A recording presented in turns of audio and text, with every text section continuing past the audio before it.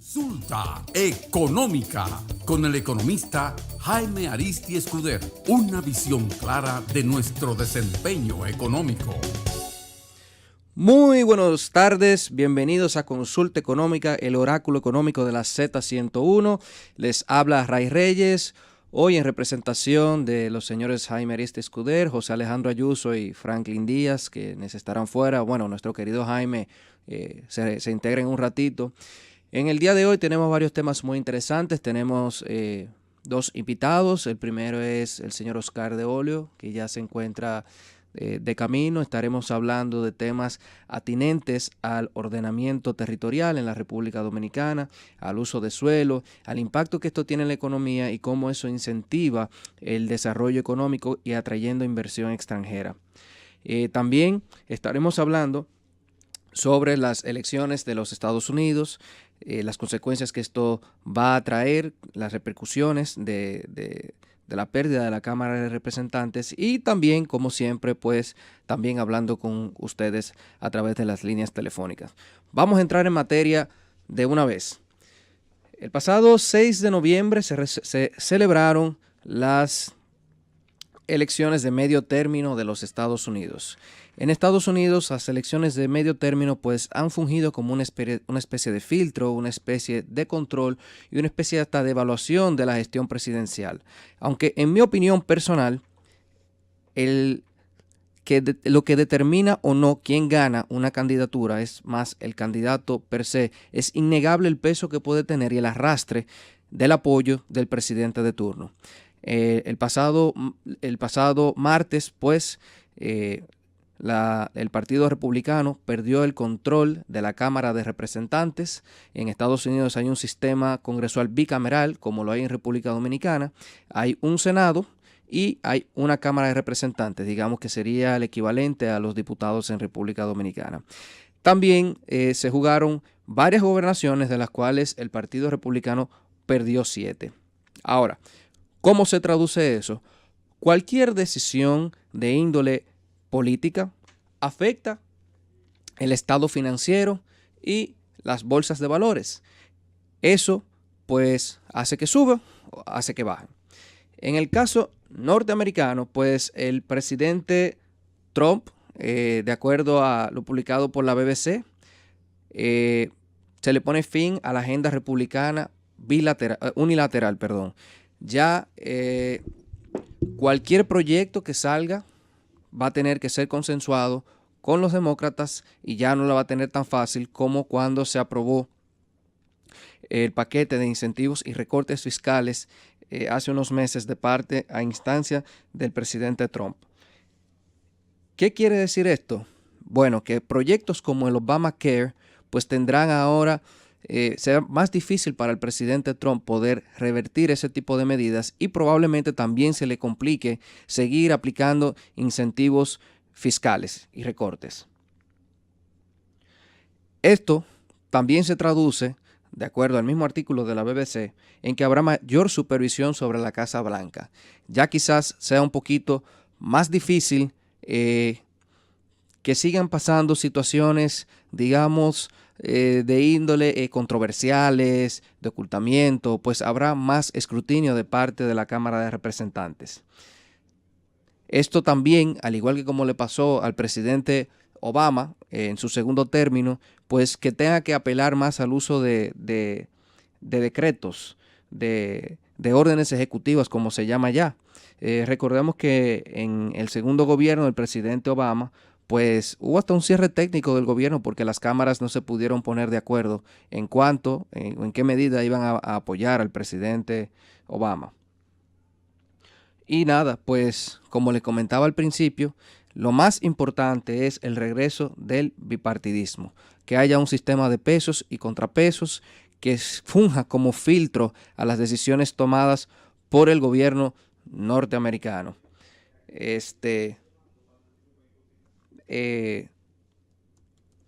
Pasando un poco a los mercados bursátiles, el segmento de nuestro querido amigo Franklin, un saludo donde quiera que estés. Pues hubo algunas bajas a lo largo de la semana. Hubo el Dow Jones cerró con un cierre moderado de un 0.77%. El Nasdaq bajó un 1.65% y el Nikkei el 1.05%. También en ese sentido, pues podemos hacer referencia de que el barril de petróleo ha ido en descenso y se encuentra rondando los $60. Entre otras noticias de importancia, pues también quisiéramos conversar un poco de la visita del presidente Danilo Medina a China y los financiamientos que fueron anunciados la semana pasada, 600 millones de parte del apoyo del gobierno chino y 400 millones de dólares, de parte del Banco Interamericano de Desarrollo. Estos préstamos irían utilizados para la distribución energética y tratar de paliar un poco las pérdidas de energía que hemos estado sufriendo aquí en República Dominicana, donde 1/3 de toda la energía que compra el Estado pues se pierde y eso pues se paga con el dinero de los contribuyentes. Se espera que las reducciones de pérdida de energía, que actualmente se encuentran en un 28%, puedan ser disminuidas a un 18%, lo cual aliviaría sustancialmente las cuentas del Estado dominicano y evidentemente el enorme gasto que representa para el Estado dominicano el subsidio al sector eléctrico. Antes de la llegada de mis compañeros, Oscar de Olio y el arquitecto Eric Dorrejo, pues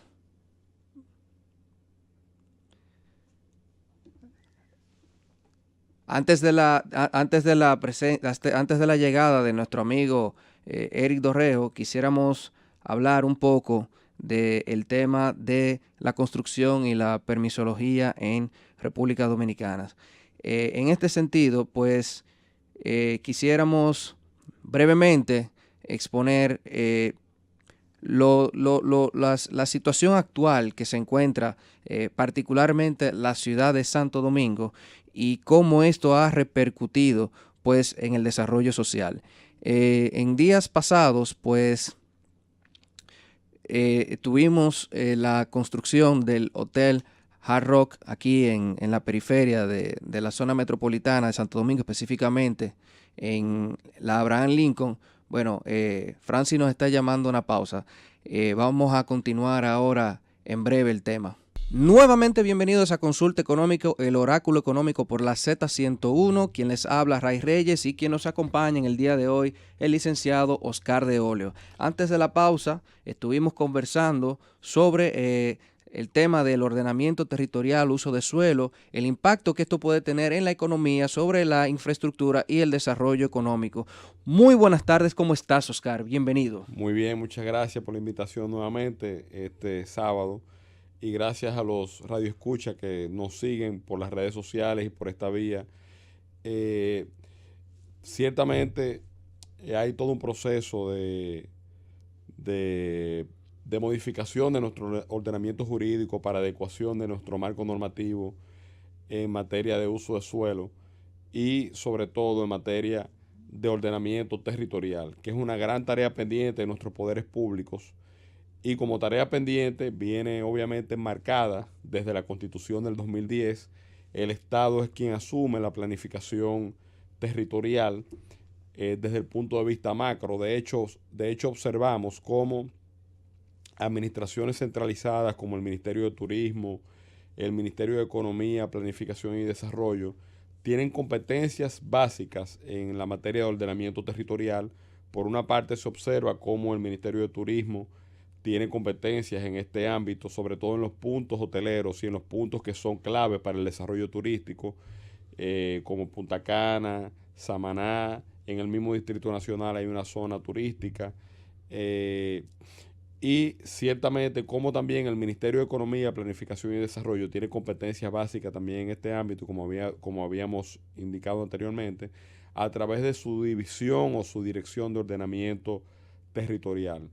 Los proyectos que tiene la nación de desarrollo vial, de infraestructura, están concebidos desde el punto de vista de la ley de planificación y desarrollo. Pero perdón que te interrumpa.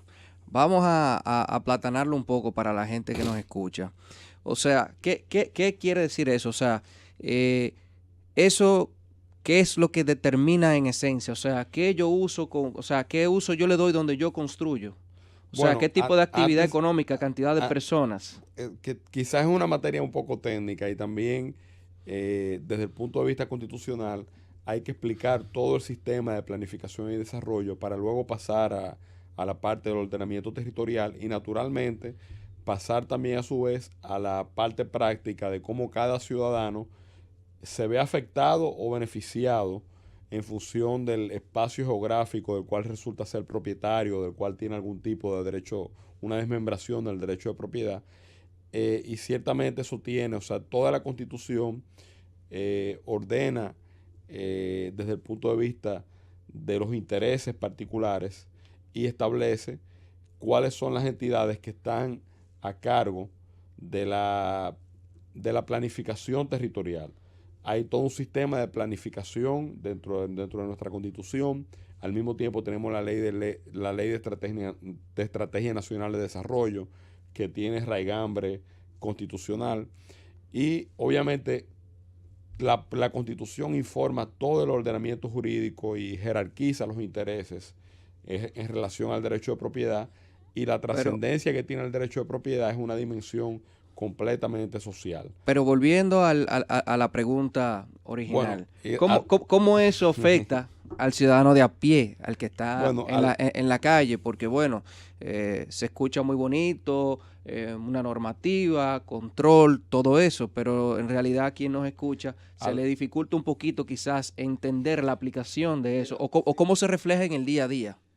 Ciertamente se dificulta porque obviamente cuando tú tienes varios reguladores, por un lado tiene un Ministerio de Turismo, que hay urbanistas que han criticado estas funciones del Ministerio de Turismo en función de que no debería ser el órgano competente porque la ley 176-07 del Distrito Nacional y de los municipios establece que esta es una competencia primaria, una competencia propia de los ayuntamientos, perdón, del municipio.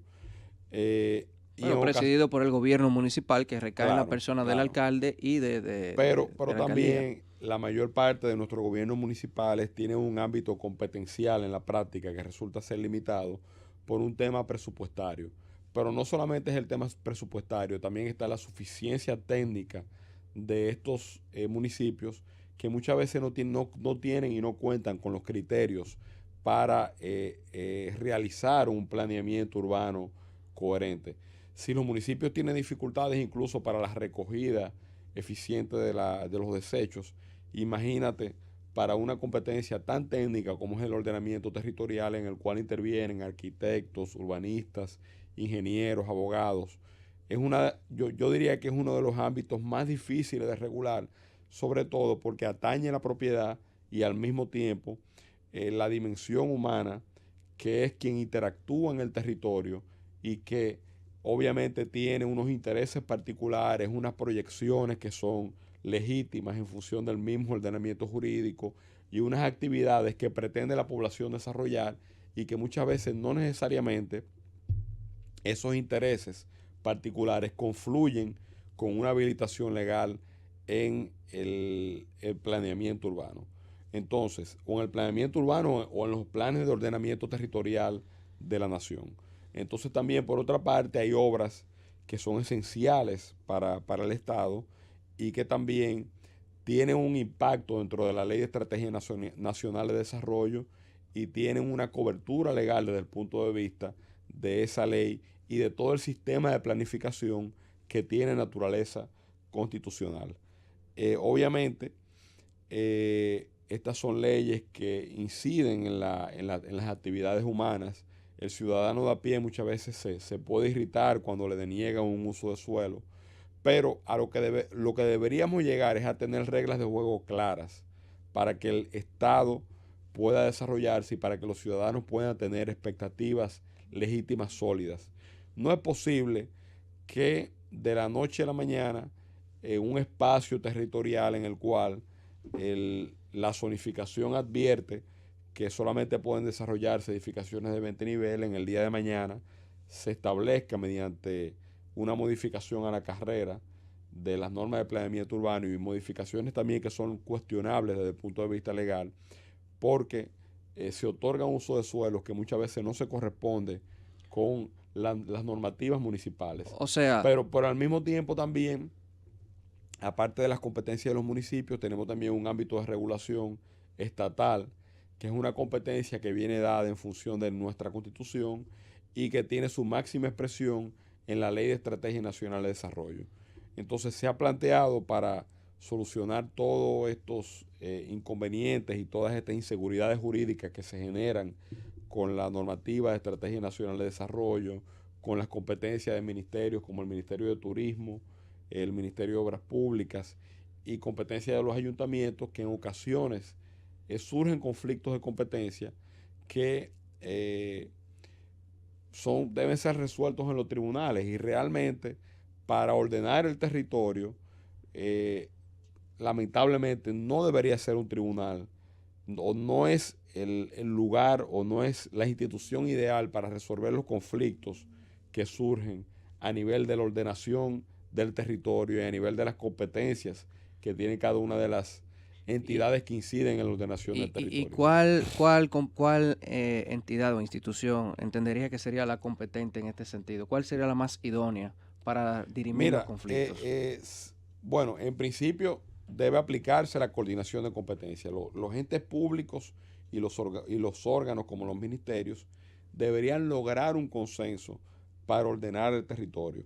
Lo lamentable es que esos conflictos de competencia que muchas veces se suscitan y que también afectan al ciudadano se estén dirimiendo en los tribunales del país, porque eso afecta de manera negativa el clima de inversión, afecta de manera negativa muchas veces a las expectativas propias de los ciudadanos, que en virtud de una normativa municipal se benefician de una determinada permisología, pero la normativa de la administración centralizada del Estado quizás tiene algunos puntos de confrontación con esta normativa municipal, y realmente hay situaciones que deben evitarse para que seamos más coherentes en la planificación del territorio, y eso obviamente pueda traducirse en seguridad jurídica y seguridad a los inversionistas, y el país pende bastante de la inversión extranjera, y hemos visto cómo hay proyectos de inversión extranjera que simplemente se han marchado del país por la falta de coherencia en la ordenación del territorio. Al mismo tiempo, tiene un impacto bastante importante en lo que son las obras públicas, porque de repente una administración municipal te está parando un proyecto de desarrollo nacional.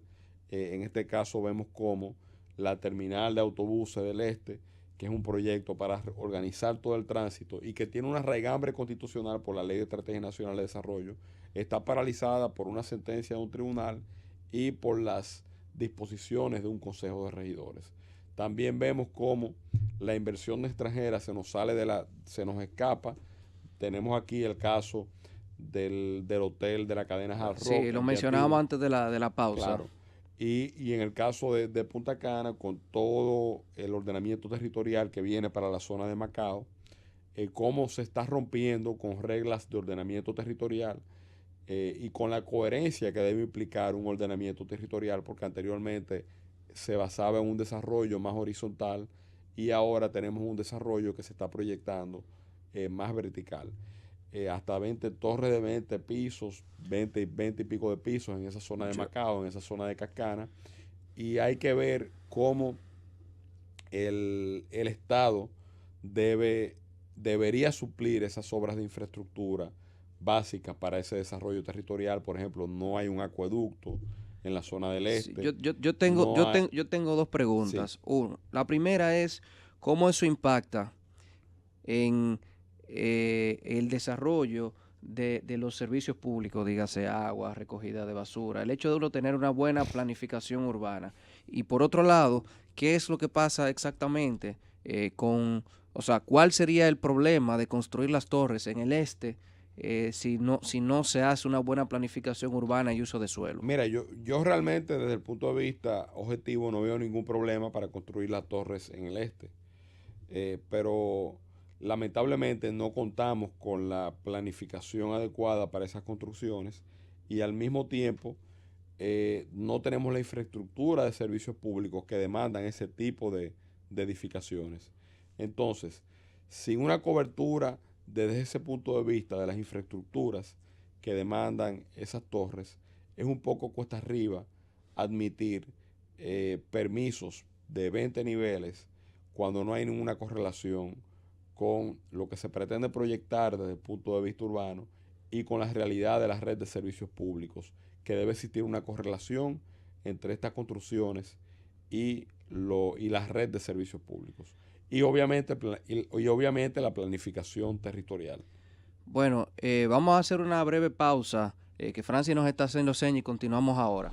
Y estamos de regreso en Consulta Económica, el oráculo económico por la Z101, quien les habla Ray Reyes, y se acaba de integrar a la cabina el arquitecto Eric Dorrejo, quien nos estará dando soporte con el tema del planeamiento, desarrollo urbano y uso de suelo. Muy bienvenido, arquitecto, ¿cómo está? Bueno, ¿Cómo se siente? Muy bien, y qué bueno que ustedes traen estos temas al debate, ya que hay mucho desconocimiento del mismo. Incluso ahora mismo existe el debate sobre un anteproyecto de ley que está en el Congreso, sobre la Ley de Ordenamiento Territorial y Uso de Suelo, donde hay muchas posiciones encontradas y es evidente que hay muchos sectores que quieren aportar al debate, que quieren aportar a lo que es la construcción de esto.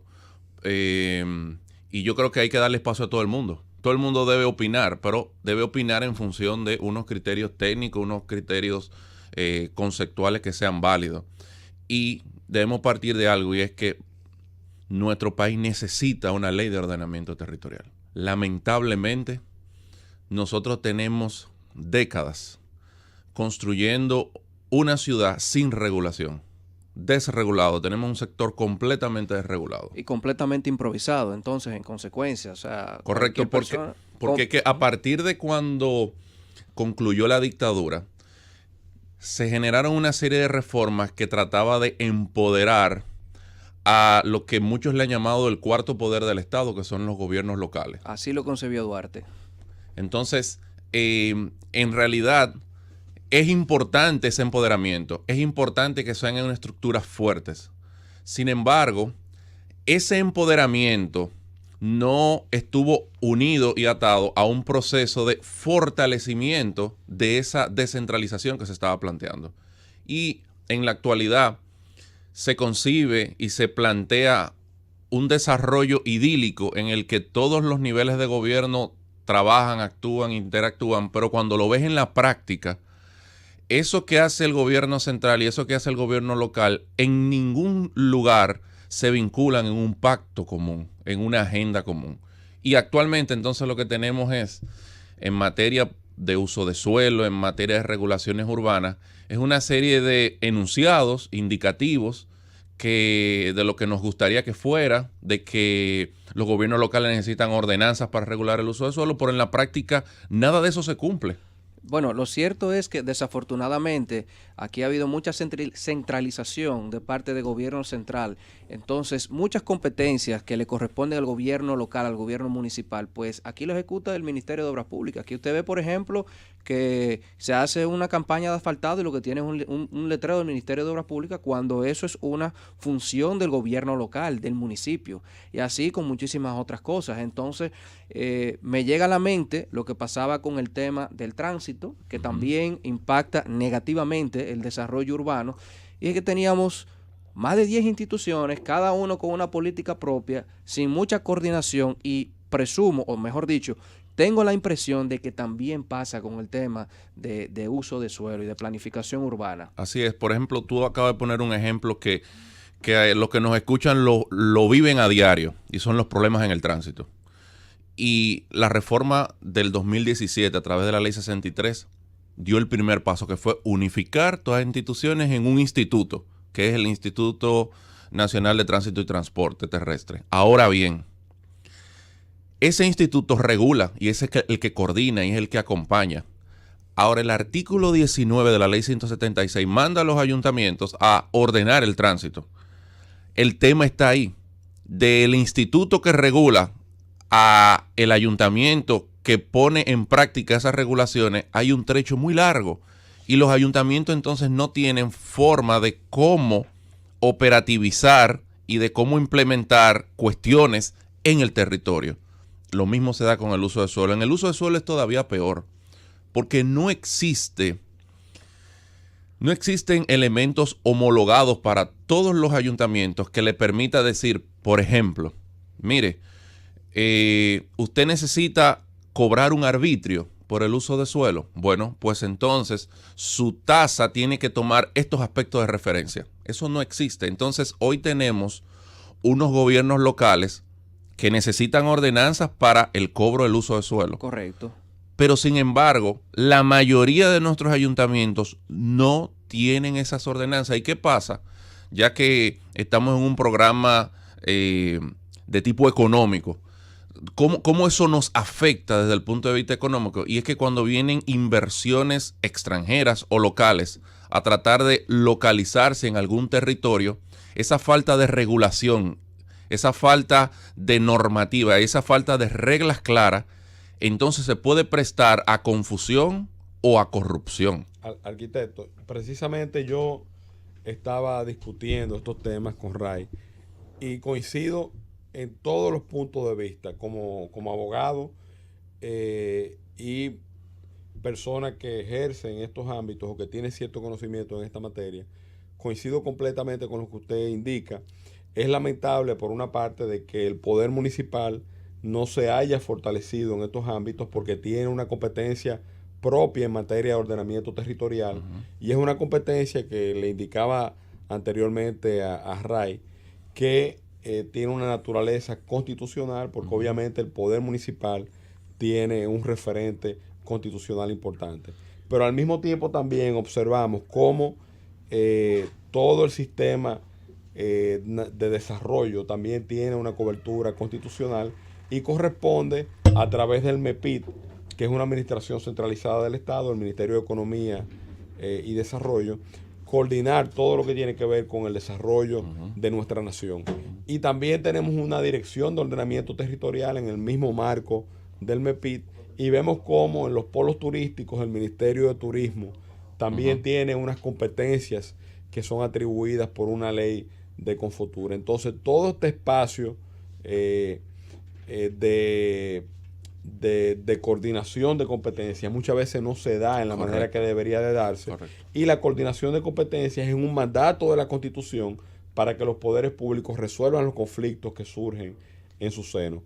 Pero por otra parte también, como usted válidamente señalaba, el ordenamiento territorial debería decirle a un inversionista, o por lo menos otorgarle cierto margen de previsión de qué actividad puede o no desarrollar. Correcto. Pero de repente tú te encuentras con una normativa municipal que te favorece para un determinado tipo de ordenamiento territorial, pero encuentras que esa normativa contradice a las normativas de la administración centralizada del Estado. Es correcto. Entonces, obviamente, todo eso se traduce en inseguridad jurídica, en que las inversiones, un inversionista lo pensaría 3 veces para instalarse en el país, y obviamente eso tiene un impacto en las inversiones directas que deben realizarse en el país, porque tuvimos el caso reciente del Hotel Hard Rock, que es una de las cadenas más importantes de hoteles en la avenida Lincoln, cómo esa inversión se nos fue de las manos.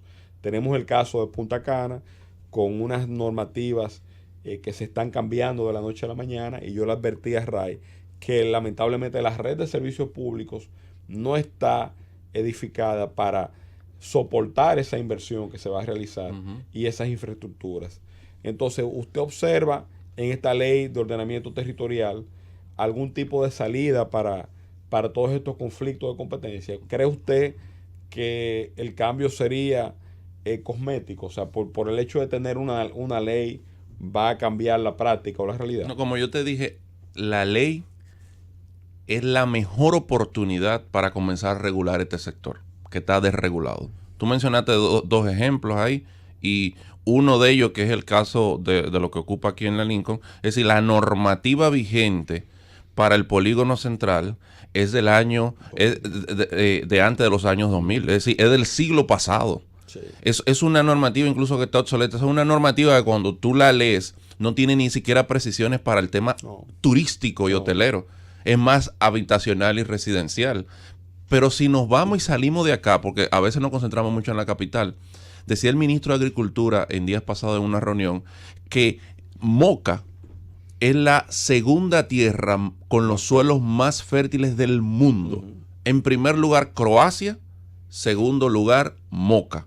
Y dice él, ¿cómo puede ser que la política agrícola, que lo ve como los suelos más fértiles, entren en contradicción con la política local, que lo que busca es ahí urbanización y aprobación de urbanizaciones? ¿Para Increíble. ¿Qué? Para dañar la seguridad alimentaria de nuestro país. Entonces, esos son aspectos que esta ley de ordenamiento, para responderte de manera muy precisa, lo que buscaría es comenzar a toda esta desarticulación y descoordinación, comenzarlo a poner en blanco y negro para tener reglas claras para el sector empresarial, para el gobierno central, para que la seguridad jurídica sea garantizada y que no pasen casos como están pasando hoy en día en nuestro país. Y la seguridad alimentaria. Y la seguridad alimentaria, pero la seguridad jurídica donde hoy en día, en los últimos 10 años, no son una, ni dos, ni tres las empresas que se han visto afectadas por sus inversiones porque las reglas se las cambian de la noche a la mañana. Mira, yo veo la ley como una oportunidad de dar un buen primer paso. Porque luego entonces de esa ley se van a derivar muchas otras normativas de los ámbitos competentes que queden claramente delimitados una vez se promulgue la ley. Ahora, yo le tengo una pregunta, arquitecto. Lo que pasa aquí en República Dominicana, sobre todo en los grandes cascos urbanos, sobre todo Santo Domingo para las personas que nos escuchan, es la ciudad más grande del Caribe, es una gran urbe regional, pero sufre quizás de las mismas consecuencias de falta de planificación que hay en otras ciudades de Latinoamérica. O sea, eso no es algo exclusivo aquí de República Dominicana. ¿Cómo cambian esos paradigmas de construcción, de planificación, uso de suelo y cómo eso puede readecuarse en una ciudad? Porque en los años 60, luego de la caída de la dictadura, pues teníamos una situación donde el crecimiento era completamente horizontal, donde había muchísimo espacio, muchísimo terreno donde construir, pero ahora en tiempos modernos, pues el paradigma es diferente. Ahora necesitamos construcciones más verticales. ¿Cómo cambiamos lo que ya hay en la ciudad para adecuar esa nueva realidad? Porque eso inclusive, como bien mencionábamos más tarde, afecta el desarrollo de los servicios públicos, de la recogida de basura, del suministro de agua, de la conexión a energía eléctrica, etcétera, etcétera. Mire, nosotros tenemos dos grandes tipos de ciudades en nuestro país, que son los centros metropolitanos. Tú mencionaste ya Santo Domingo, y a eso le podríamos sumar Santiago, y las ciudades que son que van desde el rango de lo mediano hacia muy pequeñas, porque luego lo que quedan son asentamientos humanos. Cuando tú miras esa clasificación de grandes ciudades, de asentamientos o ciudades medianas pequeñas y pequeños asentamientos, la mayoría de nuestro país territorialmente son asentamientos pequeños. Eso es lo que hay en nuestro país, es la mayoría. Ahora, ¿dónde es que más vive gente? En esta grande zona metropolitana vive casi un 45%, y luego ciudades intermedias, mediana, pequeña, ahí puede vivir un 40% adicional. En esos asentamientos pequeños vive muy poca gente. ¿Cómo esta ley impacta? Bueno, número uno, porque le transmite a los alcaldes la posibilidad de generar lo que nosotros llamamos técnicamente una zonificación de uso preferente. ¿Qué significa eso? Que por medio de un mapa yo puedo decir, mira, este suelo para lo que mejor da es para agricultura. Este suelo para lo que mejor da es para foresta. Esta zona es de conservación, no se puede tocar de la misma forma que la otra. Y esta zona es no urbanizable o porque tiene cañada o porque se inunda, etcétera.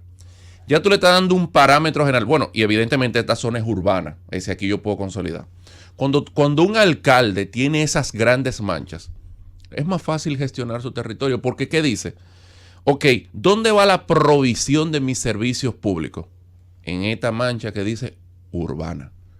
Yo no tengo que salir de esa mancha para llevar de que tubería, a qué sé yo dónde, no, porque la ley me manda es que donde está esa zona urbana ahí es que yo debo de proveer los servicios públicos. Yo puedo entonces concentrar la inversión de servicios públicos a una zona específica.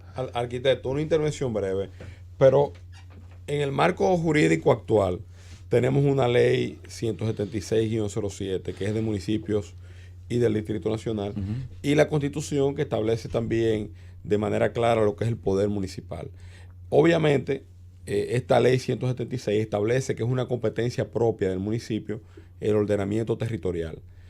Y al mismo tiempo, esa ley, esa competencia propia en materia de urbanismo y ordenamiento territorial, que nunca la han ejercido, porque aquí los usos de suelos se otorgan en función del criterio discrecional del director de planeamiento urbano, y ahora con una sentencia lamentable del Tribunal Constitucional, que por lo menos en esos directores de planeamiento urbano había criterio, con esa sentencia lamentable, esa competencia pasa ahora a ser regida por el Consejo de Regidores, que es un antro en muchos casos de corrupción. Eso no es un secreto para nadie aquí en el país. Entonces, si esas funciones de ordenamiento territorial y de determinar qué uso de suelo se puede otorgar a un determinado territorio a través del planeamiento urbano, porque toda solicitud de uso de suelo tiene que contrastarse en teoría con el planeamiento urbano. Que dice el artículo 52 que debe ser presentado por la sindicatura al Consejo de Regidores para su aprobación. Para su aprobación, porque es un acto reglamentario. Pero entonces, si esas competencias estuvieron claras y estaban configuradas a favor de los municipios, y nunca se ejercieron o se ejercieron de manera precaria, ¿cómo una ley va a cambiar ese paradigma de esa falta de ejercicio de las competencias de los municipios que apenas recogen la basura?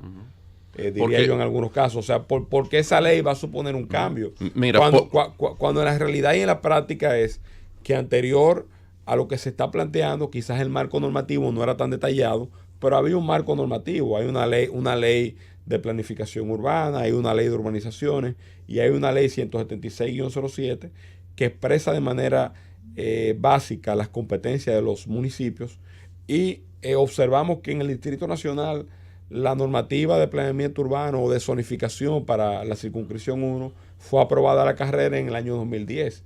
Y ni hablar de este alcalde que no ha hecho absolutamente nada para aprobar unos criterios homogéneos de zonificación. Entonces, ¿por qué eso de la noche va a cambiar? De la noche a la mañana va a cambiar por una ley nueva. Mira, porque volvemos al punto inicial. Y el punto inicial era que nuestras leyes solo son enunciativa indicativa. La 176 dice que es una función, como tú mismo lo dijiste, una competencia. Pero se quedó ahí. No vuelve a mencionar ordenamiento territorial en ningún sitio. Y la ley 176 no tiene reglamento. No lo tiene. El reglamento nunca se formuló. Pero si nos vamos a la Constitución, el artículo 194 dice únicamente que es una prioridad del Estado. Y ahí se quedó. La Estrategia Nacional de Desarrollo dice que es un compromiso del Estado. Claro, y ahí se quedó.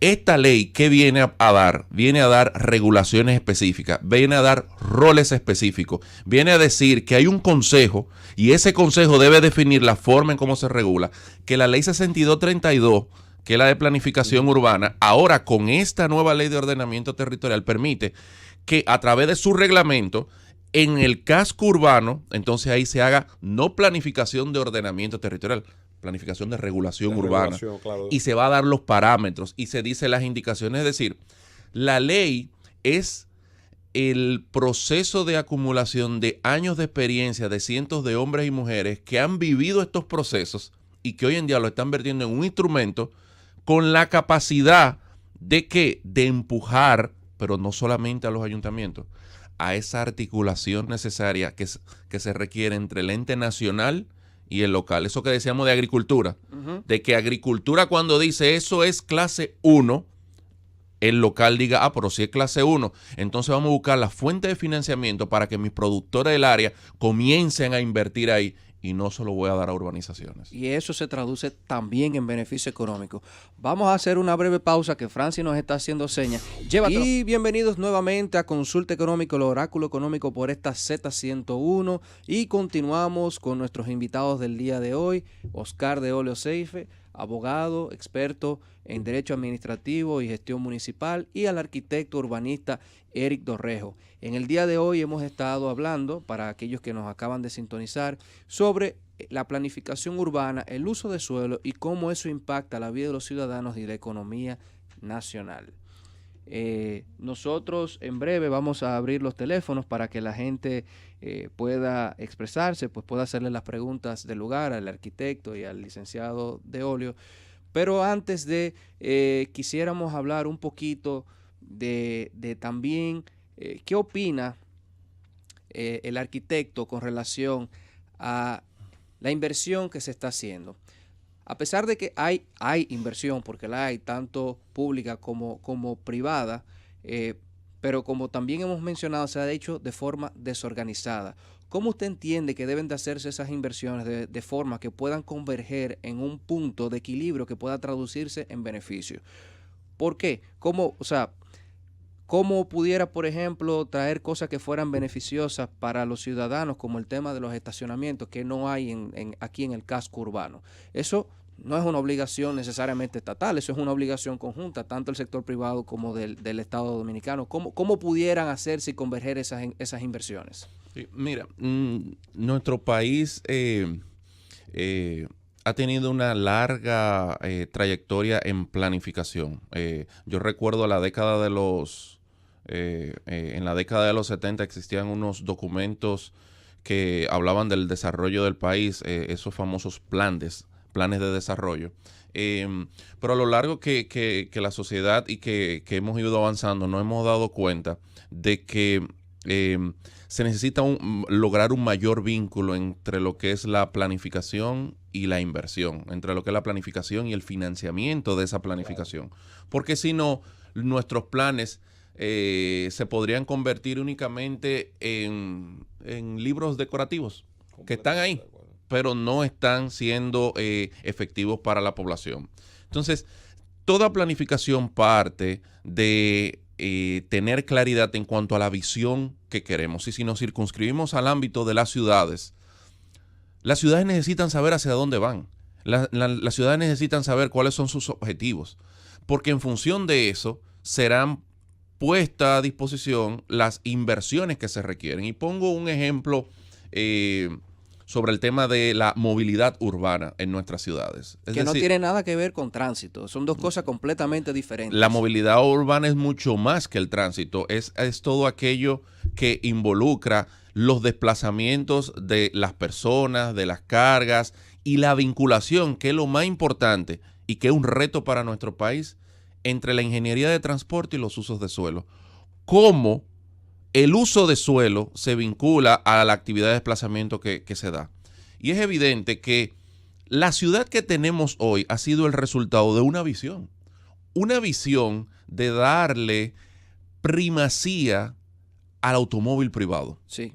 Y correcto. Hoy en día, entonces, lo que estamos sufriendo acá, los que vivimos en estos 91 kilómetros y los que viven más allá porque viven en la provincia y tienen que desplazarse acá, están viviendo el resultado de un proceso de planificación orientado a que el vehículo privado fuera el protagonista. ¿Por qué? Porque es la inversión en lo privado la mayor inversión que se ha realizado en las últimas décadas en nuestra ciudad.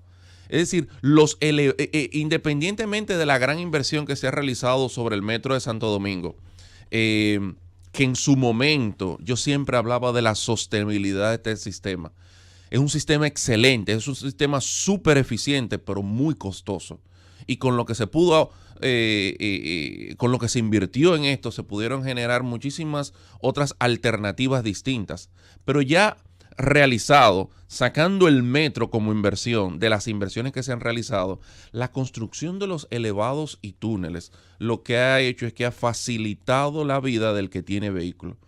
Y ha aumentado también la cantidad de vehículos, porque obviamente es un incentivo a que se sigan comprando vehículos y decía recientemente el ministro de Obras Públicas que mientras más obras de vialidad se efectúen, mucho mayor sería la adquisición de vehículos por los particulares, y muestra de ello es en las últimas ferias de automóviles la exponencial suma de ventas y obviamente la dirección del sector financiero al financiamiento de vehículos de motor. Sí, es mucho más fácil tú conseguir un financiamiento para un vehículo de cualquier naturaleza que para sembrar yuca, por ejemplo. Para capital de trabajo, claro. el que fuera. Así es. Que obviamente eso no se orienta en lo que sería una ciudad verde, en la cual la movilidad no está fundamentada en soluciones particulares, soluciones privadas, y que lamentablemente contribuye primero a contaminar más la ciudad, segundo, la factura petrolera del país,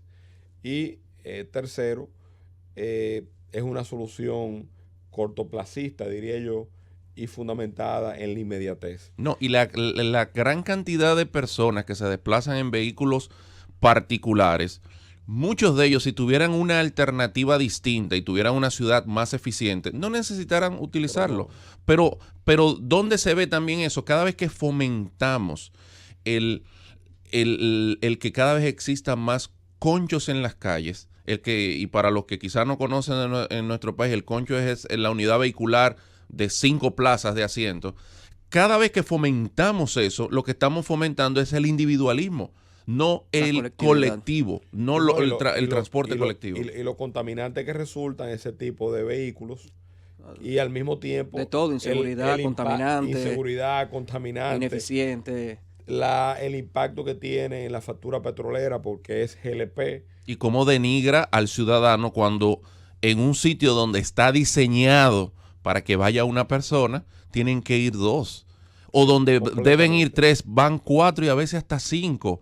Eso no puede estar sucediendo. Entonces, ¿qué significa? Que al transformarse la visión, y ahora entendemos que incluso con el nuevo Instituto de Tránsito y Transporte Terrestre hay una nueva lógica de hacia dónde debe apuntar la inversión. Ahora lo que se está pensando en la colectividad es en los carriles exclusivos para transporte colectivo, es en que ya los conchos no podrán existir, sino que tendrá que transformarse toda esta cantidad de vehículos por autobuses de mayores capacidades. Así está establecido en la ley de tránsito. En la 6317. En la nueva ley 6317. Y se plantea también, arquitecto, todo un régimen de indemnización a esas personas que por años han ejercido un servicio público, pero en una situación de completa desregulación por parte de las instituciones. Casi anárquica. Entonces, ahora mismo, si te fijas, ese cambio de visión permite que la inversión en la ciudad sea distinta. Incluso, la propia ley manda a que estos tipos de organizaciones que controlan el transporte colectivo tienen que ser formales, tienen que formalizarse. Entonces vemos y veíamos declaraciones ahora de la visita de uno de los empresarios del transporte en China, cuando el presidente estuvo por allá, diciendo, bueno, aquí yo estoy viendo las posibilidades de financiamiento porque ya hay que invertir. ¿Dónde va la inversión entonces? En la visión que se ha construido de ciudad. Por eso yo solamente dejo como reflexión que las inversiones en la ciudad no vienen al azar o no vienen porque a alguien simplemente se le ocurrió. Es porque detrás hay una visión. Si esa visión no va acorde con lo que hace la ciudad más humana, eficiente, saludable, entonces vamos a tener todo lo contrario. Y hoy entonces, por eso tenemos y estamos sufriendo con pena decisiones que se tomaron en tiempos anteriores que están afectando la movilidad de nuestra ciudad. ¿Y la mano invisible del mercado? Bueno, la mano invisible muchas veces se aprovecha de las malas decisiones. Antes de abrir los teléfonos, yo quisiera hacer un comentario que me hizo mi padre hace unos años. Mi padre decía que la diferencia entre un país desarrollado y un país subdesarrollado es básicamente la falta de planificación en todo el sentido de la palabra. Si usted va, por ejemplo, a una ciudad como Alemania, usted va a ver que hay muchos edificios que fueron destruidos en la Segunda Guerra Mundial con un letrero que dice a partir de tal fecha se va a comenzar con la reforma de este edificio y se planea entregarlo en fecha tal. Bueno, Francis nos está haciendo señas. Antes de abrir los teléfonos, pues vamos a una pausa. Llévatelo, Francis. Muy buenas tardes, nuevamente bienvenido a Consulta Económica, el oráculo económico de la Z101. Quien les habla, Ray Reyes, y en el día de hoy nos acompañan nuestros invitados, Oscar de Olio Seife, experto en Derecho Administrativo y Gestión Municipal, y el arquitecto Eric Dorrejo, urbanista. Vamos a abrir los teléfonos. Nuestros números de contacto son desde celulares asterisco 101, desde Santo Domingo 809-732-0101, desde el interior sin cargos 809-200-0101 y nuestra línea internacional 809-221-0101. También nosotros pueden darnos seguimientos a través de las redes sociales en @Z101 Digital y en nuestro canal de YouTube Z101. Vamos a tomar la primera llamada. Adelante, bienvenido. Buen día, la Z. Sí, adelante. Hoy que estaban hablando de un tema de tránsito. Sí, es correcto. Pero hay algo que he visto que no han planteado, que es el tema, le habla un conductor de camiones, el tema de los camiones doble cola, que no han mentado ese tema porque son empresarios, pero esos camiones hay que sacarlos del país, porque un camión con doble cola en el país no debería de transitar. Le está hablando a un conductor de camiones. Espero que usted me diga algo a través de eso, que hay algo como que yo no entiendo a través de eso. Muchas gracias por su llamada. Arquitecto, ¿qué opina usted de eso? Mira, en la actualidad yo puedo comentarle al amigo que desde el Intran, desde el Instituto Nacional de Tránsito y Transporte Terrestre, se están trabajando ya en la reglamentación de ese tipo de vehículos, donde evidentemente nosotros no tenemos un sistema ferroviario que pueda conectar nuestros principales puertos. Y la única forma de transportarnos terrestremente es a través de transporte de carga y camiones. Pero como muy bien dice el amigo, transporte tiene que transitar de forma regulada, no por cualquier sitio, no por cualquier hora, no por cualquier carril, no de cualquier forma. Entonces, los reglamentos que se trabajan en el instituto, en el Intran, lo que buscan es esto, es dejar claridad y que los actores puedan participar en lo que es la conformación definitiva de este reglamento. Adelante, buenas tardes. ¿Se cayó? Adelante, buenas tardes. Sí, buenas. Sí, buenas. Desde Higüey, te habla Jairo. Adelante. No es lo que el compañero llamó y dijo que los camiones con doble cola hay que sacarlos del país. O sea, ellos lo que tienen que hacer es pagarnos lo que nosotros no ganamos. Porque un camión con doble cola tiene su local donde va a vaciar, donde puede dar la vuelta. Siempre andan con un ayudante. Ejemplo, Cemento Titán. Cemento Titán tiene sus camiones con doble cola y el chofer siempre cobra lo mismo. Es que el chofer en un solo camión lleva dos, porque lleva dos colas con la misma cantidad que un solo camión. Me debe entender, una cola de 1000 fundas de cemento es lo que uno jala, pero la otra cola lleva por lo menos 800 fundas. O sea, el chofer debe de cobrar lo que se gana, no cobrando lo mismo. Bueno, muchas gracias por su llamada. Adelante, buenas. Adelante, buenas. ¿Sí? Hello, buenas. Sí, buenas. Adelante, están en el aire. Buenas tardes. Adelante. Yo hablo de Nueva York. ¿Cómo está? Mire, yo quiero hacer una aportación sobre el tránsito de carga y sobre el tránsito de pasajeros. Mira, aquí en Estados Unidos, en todas las ciudades, el transporte urbano lo controla el Estado.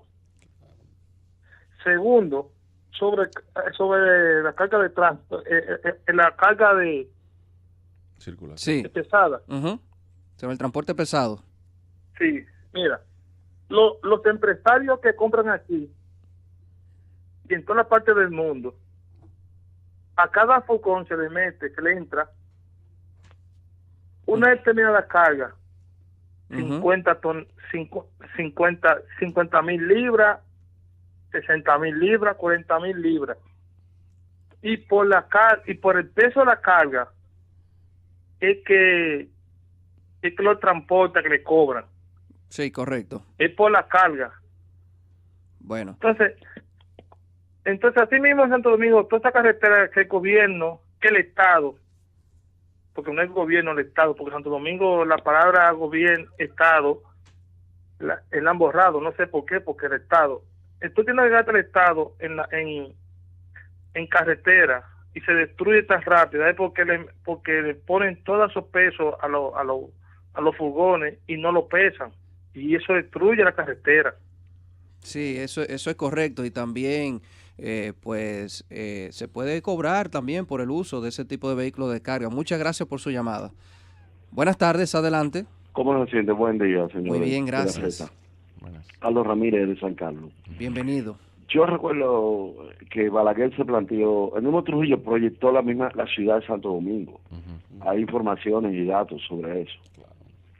Pero también recuerdo que Balaguer decía que la ciudad debía de crecer verticalmente. Y por eso Balaguer construía esos apartamentos que construía. Pero yo dígame, mi pregunta para el experto en urbanismo que ustedes tienen ahí. Adelante. ¿Cómo han aceptado aquí las autoridades de este país esos cementerios nuevos como Puerta del Cielo y esos cementerios que modernos que han construido en una isla, en un país donde el territorio se sabe que es escaso y donde realmente la ciudad debe crecer verticalmente, no horizontalmente? O sea, ¿cómo el Estado Dominicano y los ayuntamientos dieron el permiso para que ese tipo de cementerios que ocupan tantos espacios se construyan en este país? Bueno, muchas gracias por su llamada. Sí, bueno, aquí hay dos temas que son cuál de los dos más importantes y me gustaría quizás darle respuesta al amigo sobre el tema de el crecimiento en altura y vertical.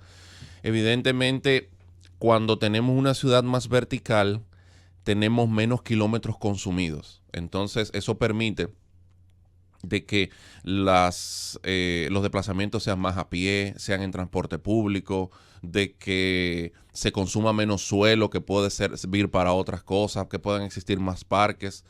Pero todo eso parte de una visión de la ciudad. Entonces, ¿por qué? Porque no es el decir que una ciudad vertical es buena y una ciudad horizontal es mala, no estaríamos haciendo honor a la verdad.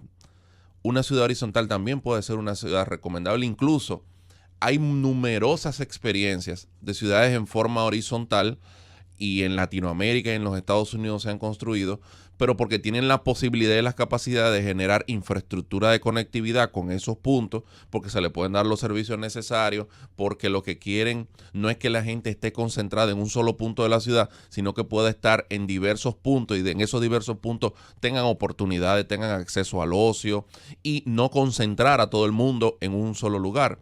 Entonces, Santo Domingo necesita establecer esa visión. Y no quiere decir que si el Distrito Nacional dice que es en altura, es que todo va a ser en altura.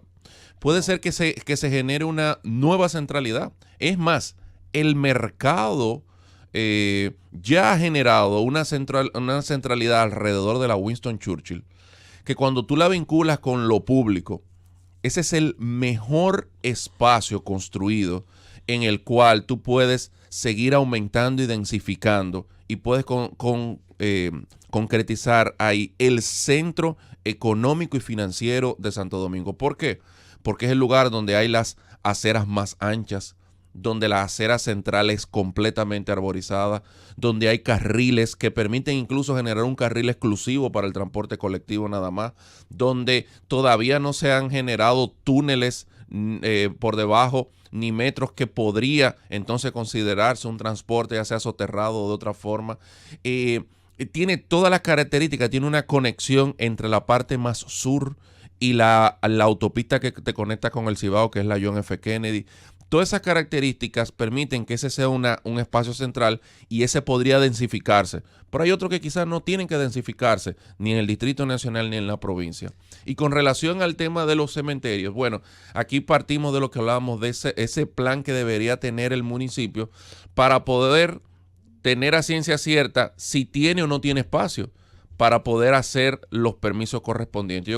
Yo recuerdo que aquí hubo un gran debate con uno de esos centros porque buscaba localizarse en un área que era considerada el cinturón verde de Santo Domingo. Y ahí venía toda la contradicción de si esta era una actividad compatible con esa que había sido declarada como cinturón verde. Pero cuando tú vas a la normativa municipal no dice nada. ¿Por qué? Porque esa normativa era una normativa o un decreto de carácter nacional que instituía el cinturón verde. Entonces, aquí volvemos a lo mismo.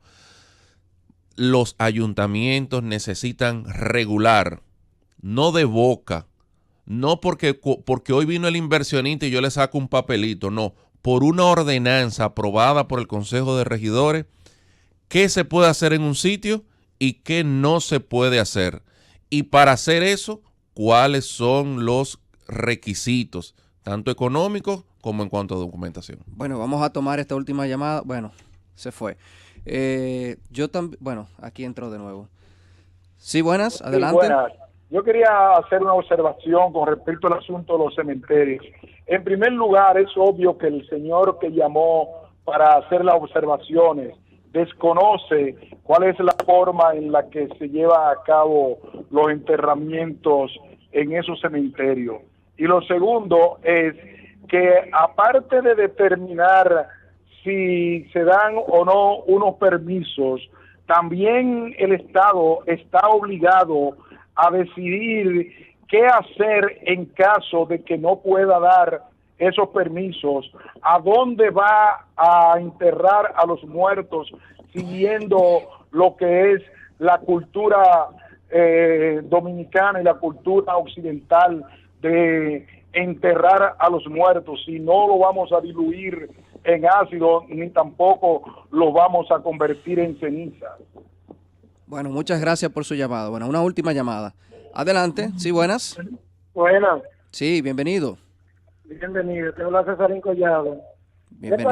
Para comentar algo acerca del asunto del urbanismo y el asunto el cúmulo de vehículos que hay ahora mismo actualmente.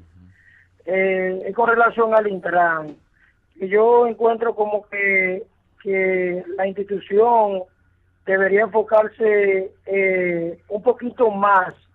No es que no lo esté haciendo, pero como el Intran se creó para regular casi como 5 instituciones que va a funcionar solamente en una sola, actualmente como que no se está viendo ese auge de fluidez a través de los vehículos, los tapones siguen siendo lo mismo, y hay que hacer como una concientización, hacer, no sé si anuncios a través de televisivo. Ya la persona ahora mismo lo que estamos es buscando siempre atajos para salir de unos tapones interminables, que tú sales de trabajar a las 4 y llegas a las 7, a las 8 de la noche a tu casa. Entonces ya hasta los residenciales se están convirtiendo como en tránsito público, y las calles también están muy deterioradas con relación a los vehículos pesados que actualmente están transitando sin ningún tipo de regularización. Bueno, espero respuesta por el aire. Muchas gracias. Antes de que responda el arquitecto Dorrejo, yo quisiera hacer un comentario en ese sentido. Cuando los estados promulgan una norma, esa norma conlleva un tiempo de implementación. Entonces, lo que sucede con el Intran es que todavía se encuentra en fase de creación de esos reglamentos, que me parece que eran 12, si mal no recuerdo. Son mucho más, pero hay ya 12, sí. Entonces, esos reglamentos tienen que ser redactados, tienen que ser consensuados, van a consulta pública, y luego entonces es que comienza su implementación cuando se dispone de los recursos al momento que vayan a ser puestos en práctica. Por eso quizá usted no ve que el impacto del Intran en el año que tiene de vigencia no ha sido tan grande, o el impacto no ha sido tan fuerte quizás como usted lo estuvo esperando en su momento. Adelante, arquitecto. Sí, yo voy a continuar con lo mismo que tú estás planteando. Es decir, yo estoy consciente que la ciudadanía está cansada, porque todos estamos cansados de que ya hasta los sábados hay tapones, de que no queremos que un lunes en la mañana nos levantemos y lo que haya sea una huelga, en que no hay regulación. Es decir, que hay muchos problemas, pero que son problemas que no vienen ni del último año, ni de los últimos 4, ni 8, ni 12. Este es un problema que tiene más de 50 años que se ha estado gestando. Entonces, los procesos, así como tú muy bien lo decías, toman su tiempo, y más aún cuando los procesos tienen que ver con una transformación de la cultura de la sociedad. Es decir, nuestra sociedad, que está compuesta por todos los que somos dominicanos y dominicanas, ha estado durante años sumida en una forma de movernos, que ahora desmontar eso toma su tiempo. Pero le digo al amigo que independientemente de que haya procesos que se están formulando, reglamentos, de que hay acciones que se están tomando en el día a día, hay acciones troncales que se están trabajando. Y solo por mencionar una que yo sé que va a ser de gran impacto, es la renovación de estos corredores de transporte colectivo. En la medida en que la ciudadanía tenga una alternativa de moverse por la ciudad más barata que el vehículo privado, más eficiente que el vehículo privado, la va a utilizar. La va a utilizar. Porque yo recuerdo cuando fui a estudiar a Madrid, que iba con la idea de comprar un vehículo, porque esa era la cultura que uno tiene. Y cuando uno llega allá se da cuenta de que no lo necesita. Que es un problema tener un vehículo. Que es un problema tener un vehículo, correctamente. Allá no hay donde estacionar un vehículo en el centro del casco y vas urbano, a tener más que lo que pagar, cuesta. Vas a tener que pagar. No hay ni siquiera parqueo. Ahora incluso los edificios en ciudades que se están adaptando al transporte colectivo venden apartamentos sin parqueos. Sin parqueos. Pero viéndolo de manera más local, yo recuerdo en el año 98 tomar próximo aquí a esta emisora, la Onza, para cruzar a la Venezuela, e ir eficiente, un carril exclusivo, con un autobús que sí funcionaba y durante un tiempo funcionó, como en su momento Natrate también pudo funcionar. Entonces, yo creo que aquí tenemos una gran nueva era en la que ya no solamente lo que se va a impulsar es un sistema, sino que toda la institucionalidad se ha aglutinado en una sola, y que ya hay una idea clara de que no podemos continuar solo fomentando el transporte individual y privado. Hay que fomentar el transporte colectivo, y por eso la vinculación al metro, el metro vinculado al teleférico, así la vinculación del billetaje único, la vinculación a la Onza. Ya hay Onza que tienen Wi-Fi, incluso ese corredor que se puso en la Lincoln, que es un corredor nuevo de la Onza que también está dando aporte. Es decir, hay medidas que se han ido tomando y que se están haciendo, y veremos en el poco tiempo que ya vamos a tener una tarjeta, y con esa tarjeta nos vamos a poder montar en Onza, en teleférico, en metro, y vamos a poder disfrutar de esa posibilidad. Y cuando eso suceda, estoy seguro que van a haber muchos menos carros en las calles. Sería un sistema de transporte integrado. Integrado completamente, sí. Pero también es bueno que las personas que nos escuchan sepan que en esas grandes urbes, como en el caso de Madrid que usted estaba citando, llueve, truene o ventee, usted sale a una hora de cualquier día de su casa y va a llegar a la misma hora todos los días. Allá, cuando hay sistema de transporte colectivo eficiente, no importa que llueva, no importa que haya huelga, no importa que haya ninguna situación, porque mientras el servicio en sí esté funcionando de manera normal, siempre se cumplen los plazos de tiempo. Y eso pues impacta en los bolsillos de cada uno y de la economía, porque ya usted no va a estar gastando en transporte de manera innecesaria. Un tercio del salario, que es lo que está calculado ahora mismo. En la canasta básica familiar, pero también cada una de las personas, por lo menos de los que tienen vehículo propio, gastan una gran cantidad también de su salario en combustible, que se va en tapones. Se va en tapones. Si usted se monta en su vehículo y calcula cuánto consume de día y cuánto consume de noche por una de esas vías expresas, usted se va a sorprender de la diferencia. Pero nada, yo quisiera ahora cambiar un poquito. Bueno, Francis nos está llamando a una pausa. Vamos, antes de entrar al otro tema, pues cumplir con los compromisos comerciales. Llévatelo, Francis. Y estamos de regreso aquí en Consulta Económica, el oráculo económico de la Z101. Quien les habla, Ray Reyes, y en el día de hoy nos acompañan el licenciado Oscar de Oleo Seife, experto en Derecho Administrativo y Gestión Municipal, y el arquitecto urbanista Eric Dorrejo. En el día de hoy hemos estado hablando sobre el uso de suelo, desarrollo urbano y el impacto económico que esto tiene en la vida de los ciudadanos. Luego de tomar algunas llamadas, pues nos gustaría cambiar ahora de tema para hablar de manera precisa y específica del tránsito dominicano. Le tengo una pregunta al arquitecto. Se ha comentado mucho el tema de que aquí hay muchos vehículos en el casco urbano, particularmente en Santo Domingo.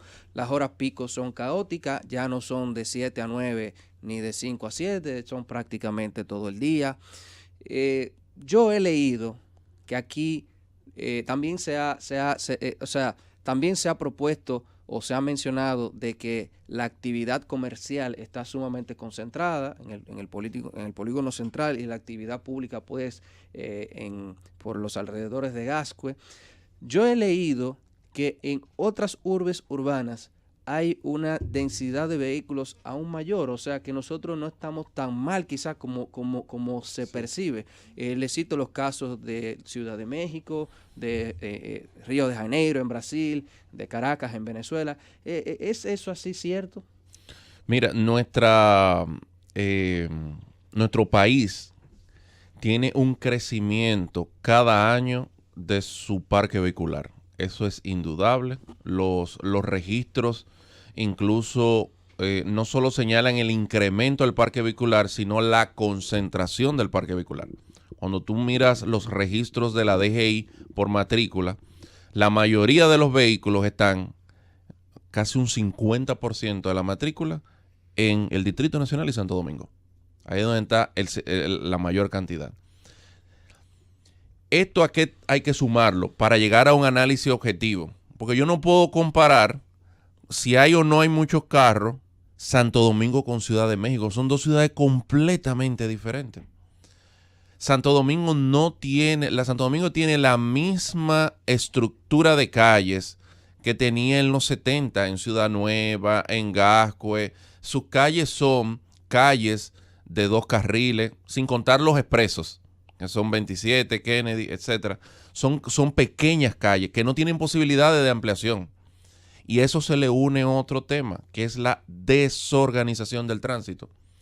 Cada vez que en una vía de 2 carriles usted parquea un carro a la izquierda y un carro a la derecha, ¿qué le queda? Un solo carril. Un solo carril. Yo siempre he planteado que solamente con una medida administrativa del ayuntamiento, y es de una forma gradual ir prohibiendo el parqueo en la vía, yo estoy duplicando y a veces hasta triplicando la capacidad de las vías. Hay calles como la avenida Gustavo Mejía Ricard, es una zona altamente comercial de día, y ahora se ha convertido en una especie de centro de diversión. Ahora, y de en las restaurantes. Noches, en los fines de semana. ¿Cómo impacta que en vez de que los vehículos se estacionen de lado y lado en la Gustavo Mejía Ricard, que es una calle de una sola vía, de un solo sentido, se construyan varios estacionamientos a lo largo de esa calle que comienza prácticamente en la Luperón, ¿no?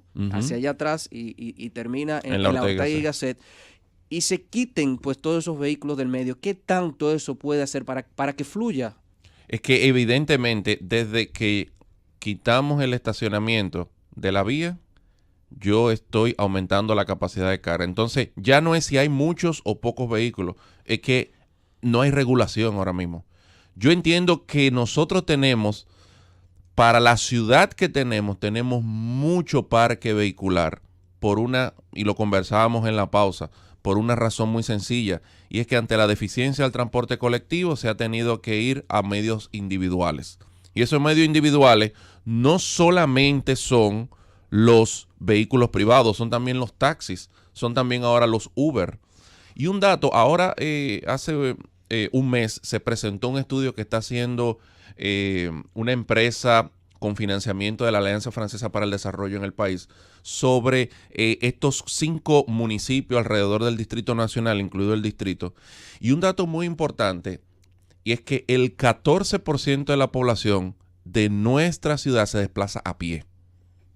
Es decir, ¿qué vemos con esto? Que hay mucha gente que no puede acceder a transporte privado, que en el transporte colectivo no puede accederlo porque o está desorganizado, o hay huelga, o está copado, que ha optado por moverse por la ciudad a pie simplemente, porque no tiene otra forma de cómo moverse. Entonces, en la medida en que yo oriento una política a beneficiar a los que andan a pie y al transporte colectivo, yo voy a sacar carros de allá. En la medida que yo regule la forma en cómo yo utilizo la calle, yo voy a sacar carros. Y otra cosa que tú la señalabas en un bloque anterior, al que tiene vehículo privado tiene que costarle el parquear su carro en la vía. ¿Por qué? Porque si no le cuesta, se va a seguir entaponando. Pero para eso, el ayuntamiento tiene que dar alternativas. Y una alternativa que he planteado es que, tomando como ejemplo la Gustavo Mejía Ricard, es dentro de la Gustavo Mejía Ricard identificar cuáles son esos solares que están baldíos, que ahora mismo no se están utilizando, que los dueños lo están engordando, o que las personas simplemente ahora mismo no quieren hacer nada con ellos. Antes de que eso se utilice, el ayuntamiento podría identificarlo y llegar a un convenio con los propietarios diciéndole, miren, te vamos a pagar un alquiler por el uso de ese terreno. O te vamos a dejar un beneficio porque nosotros vamos a rentar esto y vamos a hacer un parqueo de esto. O nosotros te podemos simplemente dar una exención de los impuestos que tú tienes que pagar por concepto de IPI, de eso, y eso lo puede hacer el gobierno nacional. Miles de formas. Pero para lograr que, y aquí hay que pensar en la idea de circuito, de red, para lograr que a lo largo de toda la ciudad hayan pequeños puntos de estacionamiento donde la gente con una tarjeta recargable vaya y se parquee ahí. Y de esa manera yo puedo en un primer mes prohibir el parqueo en un lado de ciertas vías. Al siguiente semestre prohibir el parqueo en los 2 lados de esas vías. Y en un tercer semestre prohibir evidentemente el parqueo en todas las vías. Y eso te va a garantizar de que la ciudad obligatoriamente tenga más espacio para el tránsito y que esté más adecuada al peatón. Yo fuera un poquito más allá y creo que es tarea del Estado incentivar al empresariado que construya, que bien pudieran crear políticas de incentivos, como usted mencionó, mira, te vamos a hacer un crédito del IPI, te vamos a dar un crédito de incentivo fiscal, como se hizo con la energía renovable, para que tú inviertas en este determinado sector, y pues que eso pues cree un efecto multiplicador en los parqueos que son muy necesarios aquí. En el casco urbano prácticamente no hay. No existe. Ese es uno de los grandes problemas de la zona colonial. En la actualidad, lamentablemente, la zona colonial no tiene mayor auge porque, número uno, el cómo llegamos allá, a menos de que no sea en Uber, no puede ser por colectivo. Y número 2, si voy en vehículo, ¿dónde lo estaciono? Yo por eso estoy en desacuerdo con peatonalizar toda la zona colonial, porque hasta que no se decida qué se va a hacer con los vehículos de la zona, porque ahí vive mucha gente también, no estamos en nada. O sea, la idea se oye muy bonita, en la práctica fuera fantástico, genial. Pero tiene que darse la alternativa para los residentes y los visitantes. Entonces, ¿qué va a pasar? ¿Dónde se van a parquear? ¿Por dónde van a entrar? ¿Hasta dónde van a llegar los que andan en vehículos? Hay un detalle, también es un tema cultural. El dominicano llega a un lugar y quisiera estacionarse en la puerta de la casa. En la puerta. Ojalá pudiera insertar el vehículo y llevar el vehículo hasta la mesa en que se va a sentar. Sí. Entonces, con ese tema cultural, las instituciones obviamente tienen que comenzar a desarrollar una educación en ese sentido para hacer primero la ciudad mucho más amigable desde el punto de vista de la asequibilidad a un estacionamiento, y que todos podamos hacer conciencia de que el estacionamiento no es el lugar que está ubicado a 5 metros del lugar hacia donde vamos y que vamos a caminar lo menos posible. Entonces realmente hay que buscar la forma de incentivar, en primer lugar, como el arquitecto bien ha señalado, de esquemas de alianza público-privado para generar los parqueos que necesita la ciudad, también fomentar la inversión en parqueos, e inteligentemente también el arquitecto ha indicado que existen solares que están baldíos, que simplemente los propietarios los están engordando. Ahí pudiéramos llegar a un sistema de expropiar esos lugares, pero siempre conviene más que sea el sector privado que construya ese tipo de edificaciones y que opere a través de la técnica de la autorización o de las concesiones ese tipo de edificaciones, que realmente la ciudad ha crecido al margen de ese tipo de edificaciones que son muy necesarias para la ordenación del territorio y para todas las actividades que se llevan a cabo dentro del territorio. Quisiéramos ver la opinión del arquitecto en ese sentido. Mira, ese cambio de cultura, desde mi punto de vista, parte de la regulación oficial. A todos nos ha pasado que si en un lugar donde vamos está completamente copado de parqueos y no hay, yo me voy a parquear más lejos. Esos grandes eventos multitudinarios que se hacen en el Estadio Quisqueya, en el Centro Olímpico, en esos sitios donde a veces donde se encuentra parqueo es muy retirado, uno simplemente lo deja y sigue caminando. Sí. Es más, los que hemos tenido la posibilidad de viajar fuera ya entendemos de que el caminar 500 metros, 1 kilómetro, eso debe ser parte. Claro, independientemente de que muchos se quejen de que hace mucho sol y que yo voy a llegar sudado. No. Yo creo que entonces, si la regulación oficial de manera gradual, porque no es que la administración del ayuntamiento diga hoy se prohibió el parqueo en todas las vías. No. Como lo ha hecho en ocasiones. Ese no es el sentido. Sin alternativa. El sentido es que se haga de una forma gradual. ¿Y por qué no iniciar, por ejemplo, con el polígono central? Y tomemos el polígono central y digamos, en todas las avenidas queda prohibido el estacionamiento en la vía en las aceras que den hacia el norte, por ejemplo. Ya yo estoy liberando a un lado de muchas de las avenidas de allá. Luego, tales avenidas se prohíbe el parqueo completo y total. Y eso perfectamente lo puede hacer el municipio a través de un consejo de regidores mediante ordenanzas municipales. O sea, no necesita el concurso de la administración centralizada del Estado para llevar ese tipo de políticas que son tan necesarias. Fíjate algo, nosotros aquí tenemos un problema ciudadano con los vehículos que se estacionan en la vía, y yo particularmente prefiero dejarlo en un sitio guardado a dejarlo en la calle. Primero porque me lo pueden chocar, segundo porque me lo pueden robar, segundo porque aquí se roban gomas, retrovisores, todo eso inclusive te afecta hasta la seguridad ciudadana. Arquitecto, antes de nosotros nuevamente tomar los teléfonos, y creo que viene una pausa también, yo tengo otra preguntita.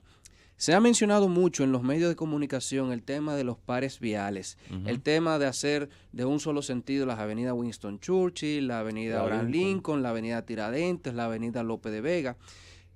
A mí me hace mucho sentido la propuesta, pero la ciudad no solamente se desplaza norte-sur.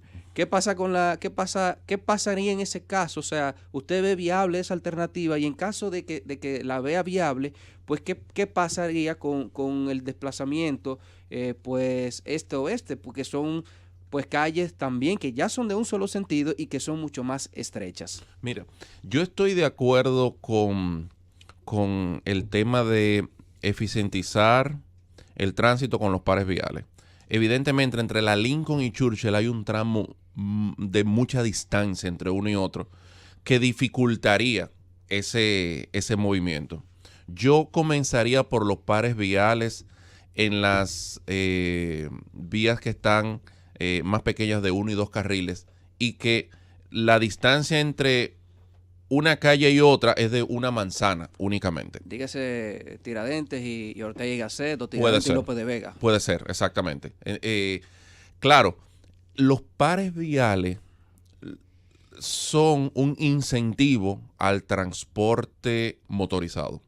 Es decir, nosotros, no es verdad que porque, y utilizando el ejemplo del elevador, no es verdad porque yo agregue kilómetros de vía voy a tener menos tapones. Claro. Todo lo contrario. En la medida en que tú crees más vías, amplíes, anchas, hagas un elevado, Un incentivo. tú vas a tener más vehículos. Entonces, el par vial es una solución para cuando tú quieres mucho flujo de vehículos. Nuestra primera alternativa debe ser, hablando de la inversión que decías al principio, que la inversión vaya orientada hacia lo colectivo. Caminar a pie, bicicleta, transporte colectivo, teleférico, metro, uso del Uber. Incentivar. Porque con ese incentivo, tú lo que vas es a sacar de las calles contaminación, inseguridad, accidentalidad, que somos de los países del mundo con mayor accidentalidad en nuestras Y el vías. impacto de eso en los presupuestos del Estado. Consumo de los combustibles. Entonces, evidentemente, para mí esa sería mi primera alternativa.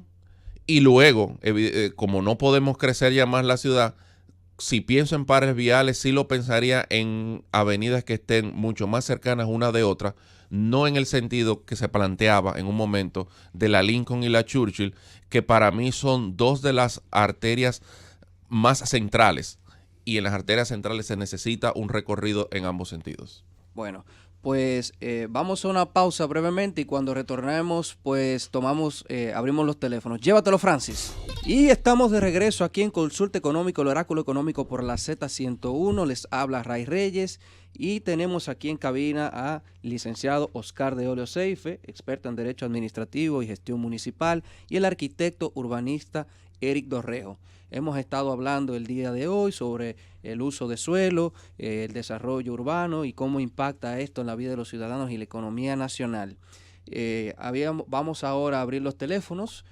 Nuestros contactos son desde celulares *101, desde Santo Domingo 809-732-0101, desde el interior sin cargo 809-200-0101 y internacional sin cargos 855-221-0101. También pueden seguirnos en las redes sociales en @Z101 Digital y por nuestro canal de YouTube Z101.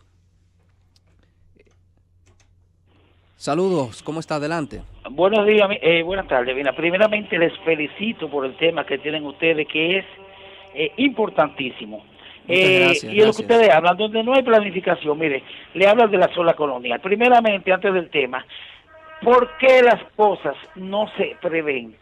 Hace muchos años, por allá por los 70, dijo un urbanista, un arquitecto italiano, que aquí lo que es la parte este, a la parte, por ejemplo, a la avenida del Puerto, había que hacer un puente o un túnel. Mira, ahora mismo hay un accidente, creo que es aquí en la avenida del Puerto. Y yo quiero que ustedes vean el tapón que hay. Un tapón como si fuera un día normal, un lunes o un martes. Lo segundo es lo siguiente.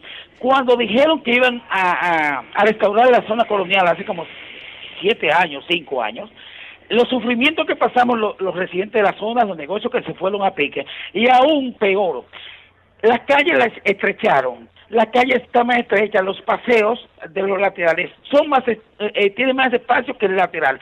Por ejemplo, si se arma un incendio y viene un carro de bomberos, hay esquinas que no puede doblar porque están las pelotas negras o están los tubitos. Y si en un edificio de la zona colonial tiene que venir el camión bombero de escalera, ¿por dónde va a entrar o va a doblar? Muchas gracias. Porque ellos dijeron que los parqueos que iban a hacer iban de acuerdo con la restauración de la zona colonial. ¿Dónde están los parqueos? Solamente existen el del Banco de Reserva y uno que hay ahí, pero hay uno que está en reconstrucción que no lo han terminado. Y es un pandemonio con los parqueos de noche. Muchas gracias. Muchas gracias por su llamada. Recientemente el gobierno central anunció que a través de la figura de fideicomiso se iban a construir varios estacionamientos, incluyendo allá en la zona colonial. Tienen una fecha prevista de entrega para el año 2020, pues nada, esperemos a ver que sea una solución factible y viable, no solamente para usted, sino para todos los ciudadanos aquí de la ciudad. Buenas tardes, adelante. Sí, hay dos problemas. Como dijo el caballero, aquí no se piensa ni en la emergencia ni se planifica para el crecimiento. En la zona colonial lo que se hizo fue terminar de dañar la zona con un piso de coralina, que no sé a quién se le ocurrió, porque ahora se ve sucísimo y puerco, y sin dejar parqueo y sin dejar espacio para que uno pueda recoger o buscar a alguien. Bueno, muchas gracias por su llamada. Yo creo que hay una serie de reflexiones así muy breves que se pueden sacar del caso Zona Colonial, porque es un caso emblemático. Lamentablemente la zona colonial, el dueño de la zona colonial es el que tenga el dinero en la mano. Lo hemos visto con la Iglesia Católica, lo hemos visto con el Ministerio de Cultura, lo hemos visto con el Ayuntamiento, lo hemos visto con el Ministerio de Turismo, lo hemos visto con organismos de cooperación internacional. Siempre el que manda, y aquí nos gusta mucho mandar en esta sociedad, es el que tiene los recursos en la mano. Y yo creo que eso debe llevarnos a una nueva era en la forma de cómo planificamos y tomamos las decisiones. Yo estoy de acuerdo en que se debe avanzar, que no debemos detenernos, pero también estoy de acuerdo en la participación. Estoy de acuerdo en la coordinación. Estoy de acuerdo en que los actores que por ley les corresponde administrar un territorio tienen que participar. ¿Para qué? Para que entonces, cuando se tomen decisiones sobre el espacio, la ciudadanía también opine y diga, mira, no, a mí el piso que me conviene o que me gusta es este. Y no porque yo sea un gran especialista, yo voy a imponer lo que yo entienda o lo que me dijo un organismo extranjero o lo que yo vi en una ciudad X fuera de acá, que quizás no es lo que funciona. Y lo mismo en cuanto a preparar y sensibilizar a la población hacia el futuro. Es decir, esto no termina ahora. Se hizo una gran inversión ahora en zona colonial. Viene una segunda fase ahora a través de la figura de fideicomiso también en la propia ciudad colonial, donde intervendrán otras entidades. Y uno de los problemas troncales identificados, tema parqueo. Y ese tema me imagino que debe ser ya resuelto en esta próxima fase. Adelante, buenas tardes. Sí, buenas tardes. Sí, bienvenido. Es una humilde opinión de un conglomerado con relación a diferentes casos, si me dan la oportunidad de estar. Adelante, pero tiene que ser un poquito breve porque ya se nos agota el tiempo. Mire, consiste en que en nuestra sociedad el primer daño es que hasta que no se delimiten todas las instituciones del gobierno central estamos fracasados. Porque que el gobierno, todas las decisiones que Danilo, como el presidente tiene que ver con todo, quiere meterse, y él es policía, él es turismo, él es todo. Entonces de ahí comienzan a partir, a dañar cada cosa que le ponen la mano y le ponen frente. Bueno, muchas gracias por su llamada. Adelante. Sí, buenas tardes. Sí, buenas, bienvenido. Los felicito por el tema, que es crucial para los dominicanos. Pero debo aportar 3 ideas. Número 1, en el tránsito hay los siguientes problemas. Primero, hay muchas calles que no resisten ser de doble vía. Hay que organizar y ponerle en una vía. Segundo, semáforos en las principales vías que cambian a verde, pasan 3 carros y la fila llega a 1 kilómetro. Tercero, una sincronización de los semáforos. Este semáforo cambia a verde y el siguiente está en rojo. Y por eso son los tapones. Eso es lo que yo entiendo. Buenas tardes y los felicito por tratar ese tema. Muchas gracias. Yo adicionaría ahí también a veces oficiales de tránsito que están en lugares donde no se necesitan y viceversa, que no están en lugares donde sí se necesitan. Adelante, buenas tardes. Buenas tardes. Bienvenido. Oye, le hablo desde Barahona. Soy Teófilo Peguero. Me parece que fue en la administración de este cínico, Lluere Montaz, que se decidió poner la Duarte de una vía. Esta calle era de doble vía. Y nosotros, como choferes del Concho, nos oponíamos a eso y decíamos que lo que iba a suceder era que los comerciantes van a utilizar todos esos espacios para descarga y carga. ¿Qué sucede? Que hoy, si usted va a la Duarte, se da cuenta que de ambos lados existen espacios que están ocupados por pequeños comerciantes, si así poder decir, de hecho lo son buhoneros. Entonces, no es poner 2 vías o una vía, es que se respeten las cosas y se organicen. Gracias, señores. Muchísimas gracias por su intervención. Adelante, buenas. Sí, buenas tardes. Le hablamos de la Mate Farfán. Bienvenido. Ok, mira, en una ocasión, esa cuestión de los semáforos, que se va la luz, en una ocasión se le propuso eso se le pone un aparatito, que se va la luz y se apaga el semáforo, pero tan pronto llegue la luz, llega sincronizado con el otro, no pierde la sincronización. Pero hay una compañía que hicimos la propuesta, pero se metió la política y ya usted sabe lo que pasó. Él mismo quedó, porque había que hacer unos manejos que no era lo que nosotros, la empresa que nosotros teníamos, podía hacer eso. Y ya usted sabe, una. La otra es que yo lo que creo es, ¿qué hace la policía en el medio de la ciudad? Yo le pregunto, ¿qué hace Obra Pública en el medio de la ciudad? ¿Qué hace Leche Rica en el medio de la ciudad? Yo quiero que usted me diga, Obra Pública, ¿qué hace en el medio de la ciudad? El INDRI, ¿qué hace en el medio de la ciudad? El Ministerio de las Fuerzas Armadas, ¿qué hacen en el medio de la ciudad? Saquen eso como en Estados Unidos para a los 20 y usted verá que el tránsito se va a mejorar un poco más.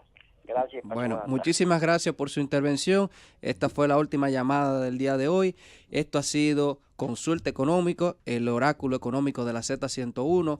Quienes habla, Ray Reyes, y en el día de hoy nos han acompañado los licenciados Oscar de Oloseife y el arquitecto Eric Dorrejo. Muchas gracias por su sintonía. Llévatelo, Francis. Consulta Económica por la Z.